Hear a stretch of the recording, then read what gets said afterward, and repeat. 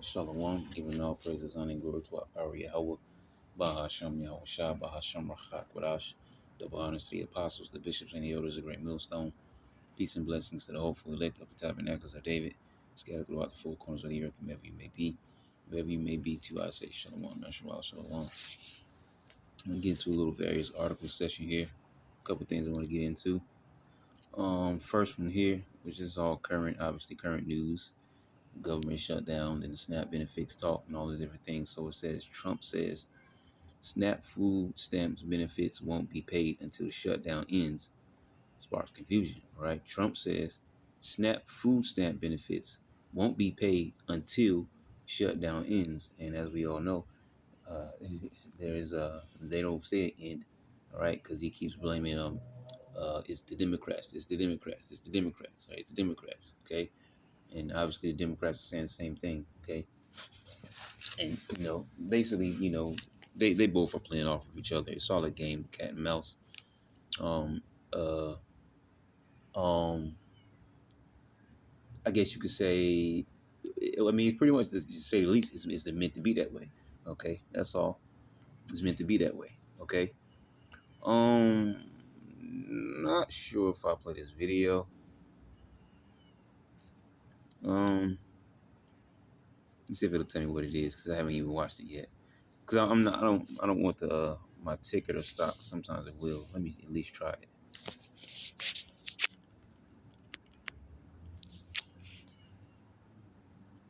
Okay, I don't know what happened. Oh wait, and I got my head. Let me turn my Bluetooth on. So I called my daughter because she was taking Nutrafol. I found Nutrafol after doing a ton of research, and I was impressed that they had specific products for every stage you can experience in your life. After just a few months, my ponytail got thicker and stronger. It was so meaningful that there was this solution for both of us. She didn't have to suffer, just like I didn't have to suffer. Start your hair growth journey at Nutrafol.com. Of Justice in the White House counsel's office, there's a whole team of qualified lawyers who look at every single pardon request that ultimately make their way up to the President of the United States. He's the ultimate final decision maker, and he was very clear when he came into office that he was most interested in looking at pardoning individuals who were abused and used by the Biden Department of Justice and were over-prosecuted by a weaponized DOJ. And the individual you're referring to, that was certainly the case. Even the judge in his case said that the sentencing that the Biden administration was asking for was egregious and went too far. And so the president is correcting that wrong, and he has officially ended the Biden administration's war on the cryptocurrency industry, and I think that's the message he sent with this pardon. Karen, yes. Back on the issue of back pay for furloughed workers, you said that the White House is open to discussing that with Democrats, but what would that discussion even be? There was a law, the president signed it in 2019. What could a discussion look like? Why is that even open for discussion? Look, Karen, as I said, Republicans are talking about that with Democrats right now, and I don't want to get in the middle of those sensitive conversations. But as we've complied with the SNAP order, the White House, the administration is always going to comply with the laws. We're always going to comply with the ruling of judges across the country. But the Republicans are discussing this matter with Democrats right now. Why would there even be a consideration of not paying those workers? News Nation, big day in the Supreme Court tomorrow with President Trump's tariff policy facing a legal challenge. What's at stake with that case? And if the Supreme Court were against the Trump administration, what is Plan B for trade policy? I'll tell you, the White House is always preparing for Plan B. It would be imprudent of the president's advisors not to prepare for such a situation. With that said, we are 100% confident in the president and his team's legal arguments in the merits of the law in this case, and we remain optimistic that the Supreme Court is going to do the right thing. The importance of this case cannot be overstated. The president must have the emergency authority to utilize tariffs. Look at what President Trump has been able to do with the leverage and the power of tariffs. He's been able to sign peace deals all over the world and end global conflicts. Yeah, he said that in what interview was it? Was it the 60 Minutes interview that I watched? I think he mentioned that if it weren't for the tariffs and all this, madness, we wouldn't be able to do this. We wouldn't be able to do that. Always come from the angle where the other countries are taking advantage of America, which I guess to some extent, yeah, they are, because America's a cash cow. But I mean, you get the point. And literally save lives. He's been able to bring in trillions of dollars of investments into our country. In fact, this year alone, we are going to cut the deficit by $600 billion. Namely because of the president's effective use of tariffs. And the president strongly believes that economic security is a matter of national security. And tariffs have a lot to do with that. And this case is not just about President Trump. It's about the use of this emergency authorization for tariffs for future presidents and administrations to come. And we're confident and hopeful that the Supreme Court will do the right thing. Kristen. Why did President Trump get an MRI during his recent visit to Wall Street? Look, as President Trump said, he would inquire with the physicians. I'll check back on that. But as the physical itself stated, Kristen, and as you all know, because you are all witness to it, every single day the president is in optimal physical health. This was a follow-up appointment, and we provided a detailed readout of that physical. I'm happy to give it to you again, and I can inquire further. With all due respect, an MRI is a very specific procedure. It's done on a part of the body looking for something specific, so it's not generally part of any kind of routine checkup. And in addition, President Trump has said that he wants to be transparent. He has told us to ask the doctors, which we have and have not heard back. Why don't we have more information on this? As I said, I'll check back for you. Go ahead. Karen, can you update us on the mediation efforts this administration is leading in Sudan, trying to achieve a ceasefire there? Sure, yes. The United States is active. You watch all this yourself. I don't know how long it is. I can't really tell because they're asking a bunch of different questions here. But I want to get back to this particular article because this is something else I want to pull up. But yeah, so it says President Trump says Tuesday that federal food benefits provided through the Supplemental Nutrition Assistance Program will go out only when Democrats vote to end the ongoing government shutdown. In a post on Truth Social, the president wrote that SNAP benefits will be given only when the radical left Democrats open up government, which they can easily do, and not before. All right. So when he says not before, he's not going to open up the government until they come to some kind of agreement, which they're not coming to an agreement. Mr. Trump's comment comes a day after administration lawyers told a federal court in Rhode Island that it would tap into a contingency fund to issue partial food stamp payments for November. The Justice Department said in a filing that the Department of Agriculture will provide states with information necessary for calculating the benefits due to each eligible household, which would allow states to then begin disbursements. Okay, read more. Should be able to. All right, Agriculture Secretary Brooke Rollins said on X that her agency sent that guidance to states Tuesday morning, but warned it would be a cumbersome process that could result in a weeks-long delay in food stamp payments going out. Food stamp payments going out recipients. If the government opens, families get their full benefit much more quickly, she wrote. All right, CBS News has asked the White House for clarification about the president's post means for what the president's post means for the contingency funds. The government shutdown entered its 35th day Tuesday and is on track to become the longest in U.S. history later in the day, surpassing the lapse in federal funding that occurred during Mr. Trump's first term. More than 42 million Americans rely on SNAP to purchase food each month. The program is funded by the federal government and administered by states, which distribute the nutrition assistance to eligible participants. But the Department of Agriculture said late last month that the food aid would not go out to recipients on November 1st because the well has run dry amid the government shutdown, right, in which we mentioned that before in a previous session. All right. The notice followed the Trump administration's decision not to use roughly $5 billion in contingency funds to keep the benefits flowing to Americans who rely on SNAP for November. The Department of Agriculture told states in a memo last month that the reserve funds were not legally available to cover regular benefits. All right. How long is this? Because that's the end of right there.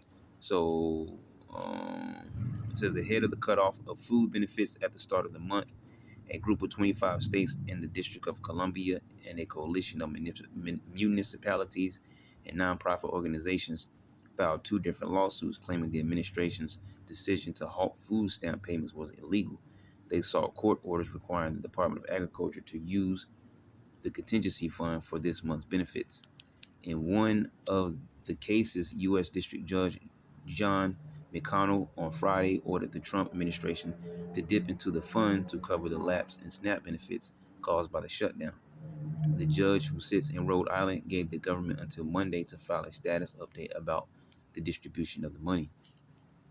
In its filing with McConnell submitted Monday, the Justice Department said the Agriculture Department will comply with its order and fulfill its obligation to extend the full amount of SNAP contingency funds today by providing state agencies with information about reduced SNAP payments. Right. So that's the talk on the table. By way of the contingency fund, reduced SNAP payments. But the ultimate thing is, unless the government opens back up, all right, the people won't receive anything because that's eventually going to run out. And a reduced fund, I mean, you get the point.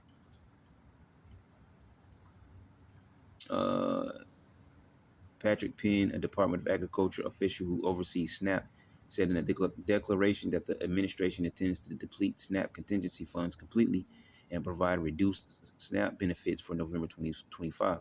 He told the court there is roughly $4.6 billion in the reserve for the November payments, which would be used to cover half of eligible households' allotments. But he warned the aid will likely not go out immediately because of possible payment errors and significant delays due to variations among state eligibility systems, which have to be adjusted for the reduced payments. Okay, so that's the talk on the table right now. I'll get this real quick. It says Trump says SNAP food stamp benefits won't be paid until shutdown ends, sparking confusion. Now I want to pause it right here so I can find the other thing. All right, so the second article, hold on. Let me see if I can stop this ad, because I know there's a video going to play afterwards. Okay, there you go. So it says Trump says he could send Army, Navy, Air Force, Marines into U.S. cities if it was necessary. Okay, this is dated October 29th, so not too old. Trump says he could send Army, Navy, Air Force, Marines into U.S. cities if it was necessary. So President Trump told reporters Wednesday that he has the authority to send U.S. military forces beyond the National Guard into U.S. cities, claiming not even the courts could stop him, but said that hasn't been necessary so far. Speaking to reporters aboard Air Force One during his trip to Asia, the president said he could send the Army, Navy, Air Force, Marines, and anybody I wanted, okay, anybody I wanted into U.S. cities, and I would do so if I thought it was necessary. So he's basically boasting in his power as Caesar, right? Earlier in his trip, the president told U.S. troops at the Yokosuka Naval Base near Tokyo that he was prepared to send more than the National Guard into U.S. cities if needed. Okay, let me get the read more button. Asked whether he meant sending other branches of the military into U.S. cities, Mr. Trump said Wednesday, "You know, if I want to enact a certain act, I'm allowed to do it routinely," in apparent reference to the Insurrection Act, which allows the military to act in a law enforcement capacity to suppress a rebellion or quell domestic violence, the authority that has not been invoked by a U.S. president in more than 30 years. And clearly we know what he's talking about, what he's referring to. And I be allowed to do whatever I want, Mr. Trump added, but we haven't chosen to do that because we're doing very well without it. But I'd be allowed to do that. You understand that? And the courts wouldn't get involved. Nobody would get involved, and I could send the Army, Navy, Air Force, Marines. I could send anybody I wanted, but I haven't done that because we're doing so well without it. All right. So you can tell he's really being really boastful here, and about deployment of troops. The president touted the National Guard deployments in Washington, D.C. and Memphis, Tennessee, as the administration insists their presence in driving down crime. The president has generally targeted Democratic-led cities for National Guard deployments. The cities of Chicago and D.C. and the states of Illinois, California, and Oregon have sued the administration over the deployments. The Posse Comitatus Act restricts the U.S. military from carrying out domestic law enforcement actions, but there are exceptions to the law. He is talking about the Insurrection Act, which allows use of federal military forces in law enforcement capacity, said Jeffrey Korn, director of the Center for Military Law and Policy at Texas Tech University School of Law, in an email to CBS News. This is very rarely used. The last time a president invoked the Insurrection Act was in 1992, when GOP Governor Pete Wilson of California asked President George H.W. Bush for help in quelling the Los Angeles riots after a jury acquitted 4 white police officers who were accused of assaulting and beating Rodney King, a black motorist. The incident was caught on video, and it's very ironic, which not really ironic, just using the words, but how this whole act dates back to 1992, which it all was centered around what? Jake, right? Even though it's more than Jake, involved in, if people go out and riot and so on and so forth, okay? But you get the point. He would have to invoke the provision allowing use of the military to assist in enforcing federal law unless a governor requested the help, Korn said of Mr. Trump. In D.C., Mr. Trump deployed the D.C. National Guard troops under a section of federal law known as Title 32, which I think we went into before, and I was going to go into it now, but as I read this, I realized they pretty much mentioned everything that needed to be mentioned. But yeah, federal law known as Title 32, meaning they're not subject to the Posse Comitatus Act, right? Basically saying that, this what was said above. The Insurrection Act is the go around, all right, to the Posse Comitatus Act, all right, and it's all, if I'm correct, it's all under Title 32, or the Insurrection Act is under Title 32. So the Posse Comitatus Act, members of the D.C. Guard also deployed in Title 32 status of 2020 in response to protests over the murder of George Floyd. When the D.C. government requested additional manpower, they also deployed in Title 32 status in response to the January 6, 2021 assault on the Capitol after some delay, which I think, didn't Trump pardon some of those people? I can't remember. I think Trump ended up pardoning some of those people. But anyways, actually, that might be the end of the article there. Editor's note: an early version of this article said that data grade with governor to excuse me. So yeah, that's it on that one. All right. Trump says he could send Army, Navy, Air Force, Marines into U.S. cities if it was necessary. We all know this started from the whole border situation, playing Biden and Trump off of one another to get to the point that we're at now. All right, but I do want to grab a couple of scriptures here. All right, I'm gonna go to Ezekiel 21. I was reading this in the NLT. I think I might get the NLT. It should be set. Yeah. Let's start at 6. Son of man, groan before the people, groan before them with bitter anguish and a broken heart. When they ask, why are you groaning? Tell them, I groan because of the terrifying news I have heard. When it comes true, the boldest heart will melt with fear. All strength will disappear. Every spirit will faint. Strong knees will become as weak as water. And the sovereign Lord Yahweh says, it is coming. It's on its way. Then Yahweh said to me, son of man, give the people this message from the Lord. A sword is being sharpened and polished. It is sharpened for terrible slaughter and polished to flash like lightning. Now will you laugh? Those far stronger than you have fallen beneath its power. Okay. And this is a strong message to the 2/3 too, especially to the 2/3, because they mock and they laugh and they scoff and they joke and they poke fun at the men of the Lord, beginning with the apostles and on down. Okay. But they don't understand that the truth that we speak, okay, is to the saving of your soul. We're trying to tell you that, hey, this is the way. The Lord Yahweh B'Shem Shah is the only way out of any situation that's about to come upon this earth in the time of Jacob's trouble. Okay, and the word has to go out until the Lord seals up the ministry. All right, shuts down the ministry at that point. Pretty sure, maybe, possibly not, but maybe the elect will be sealed. All right, we don't know. We have to see. All right, as of now, we're the hopeful elect. Okay, but the point I'm making is, all right, we're warning them. All right, that there's a sword, okay, being furbished against you. As a matter of fact, let me get this, because I read this in Lamentations from time to time. Lamentations 4.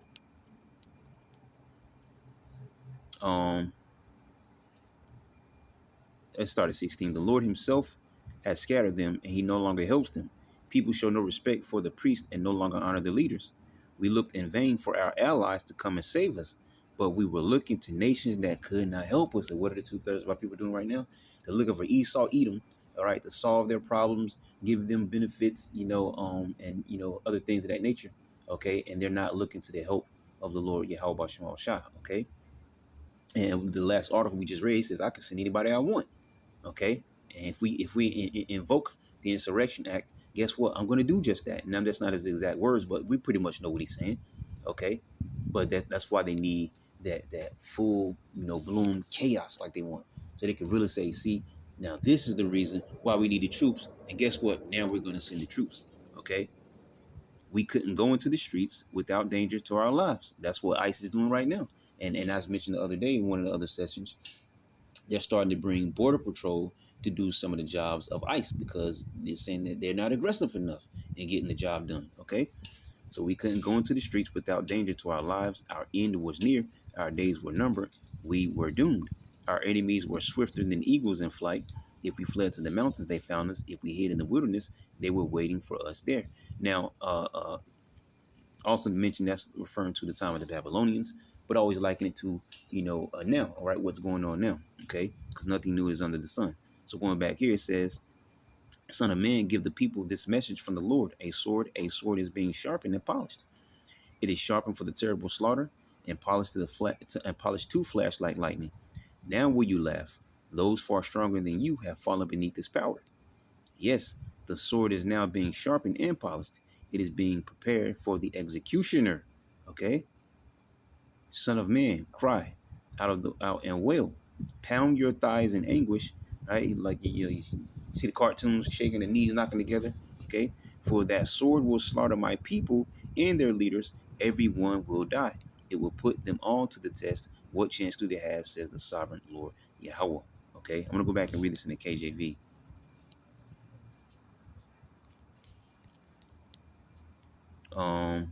Let's start right here. 9. Son of man, prophesy, say, thus saith the Lord Yahweh, say a sword is sharpened and also furbished. It is sharpened to make a sore slaughter. It is furbished that it may glitter. Should we then make mirth? It contemneth the rod of my son as every tree, and he hath given it to be furbished, that it may be handled. This sword is sharpened and it is furbished, to give it into the hand of the slayer. Okay, and at this particular time, who's that main slayer? That slayer is Esau, Edom, man. Okay, what does Scripture say? Deliver us from the wicked, which is thy sword. We know it's talking about Esau, Edom, because he was the one blessed with the sword in Genesis 27 chapter. And then when you go to Revelation 6:4, it talks about the red horse. Okay, and he had a great sword to take peace from the earth, that they shall kill one another. You see? Cry and howl, son of man, for it shall be upon my people, it shall be upon all the princes of Israel. Terrors by reason of the sword shall be upon my people, smite therefore upon the thigh. Okay, because it is a trial, and what if the sword contemn even the rod? It shall be no more, said the Lord power, Yahweh. Okay, I also want to jump over here and get something else. One more thing, we'll close it. So Exodus 15, verse 1. Behold, speak thou in the ears of my people the words of prophecy, which I will put in thy mouth, saith the Lord. Okay, and we're telling you that a time of trouble is coming. Jacob's trouble, Daniel 12:1. Okay, where it's going to be so bad, Michael the Archangel is going to have to stand up to fight for the remnant of the people, not all the people, but the remnant. Jeremiah 30:7. All right, Jacob's trouble, and he shall be saved out of it. He is talking about the hopefully elect remnant, or will be of that number. Behold, speak thou in the ears of my people the words of prophecy. The people are the Israelites, because the gospel goes out to all the Israelites. It's just that the 2/3 are not going to listen. Okay, which I will put in thy mouth, saith the Lord, and cause them to be written in paper, for they are faithful and true. Fear not the imaginations against thee. Let not the incredulity of them trouble thee that speak against thee, whether they be heathens or even 2/3 of our own people, right? For all the unfaithful shall die in their unfaithfulness. Okay? Behold, saith the Lord, I will bring plagues upon the world, the sword, famine, death, and destruction. For wickedness hath exceedingly polluted the whole earth, and their hurtful works are fulfilled, just like in the times of, in ancient times. Like you mentioned, the days of Noah, the days of Lot, they ate, they drank, they planted buildings, so on and so forth. Okay? Now I want to jump over and we'll close it out from here in this next chapter, which I haven't read into in a while. I have to go into these things. Well, I go from time to time to 15, but I haven't been at 16 really in a while, except for at the bottom of the chapter. I want to get this right here. And I guess we'll start right here at 17. Woe is me, who would deliver me in those days? The beginning of sorrows and great mournings, the beginning of famine and great death, the beginning of wars, and the power shall stand in fear, the beginning of evils. What shall I do when these evils shall come? Behold, famine and plague, tribulation and anguish are sent for scourges, for amendment, yet punishments for correction of the house of Israel. All right, I will not correct, I will correct the measure. But for all these things, they shall not turn from their wickedness, nor be always mindful of the scourges. Okay, there's a scripture, is that in Ezekiel or Isaiah, where it mentions that he did this, he did that, and for all this, his hand is stretched out still. That's how he's about to do to the 2/3 along with the heathen nations. All right, with this judgment, we just hope for the Lord's protection, right? Behold, victuals shall be so good cheap upon earth, that they shall think themselves to be in good case. And even then shall evils grow upon earth, sword, famine, and great confusion, right? So sword and famine, you read one article about the snap, all right? But it's going to get worse, okay? And Esau's trying to drive people to the point where they want him so badly that they'll go along with taking his sea hip, okay? And then the sword, what is he threatening? He's threatening, government troops on the people, which is going to eventually be on his own people as well. It's not just going to be Israelites. He's going to threaten to send the troops on everybody, all right? Because they have an agenda, and that agenda doesn't fit comforting even their own people. But that's how wicked these top elites are. They want everybody in subjection under them. They want the 1% and everybody else, okay? For many of them that dwell upon earth shall perish of famine, and the other that escape the hunger shall the sword destroy. See, one of the people deleting one another, right? Troops, okay, and other things of that nature. Feed the wild beasts. People dying just from sheer fear, heart attacks and stuff like that. Strange apparitions or some other fears that happen. And the dead shall be cast out as dung, and there shall be no man to comfort them. For the earth shall be wasted, and the cities shall be cast down. Okay, so I was going to read some more, but I'm probably going to stop right there. All right, because we'll read too far down. Just want to make a quick point. So, Lord, will you edify to next time? I'm going to say shalom.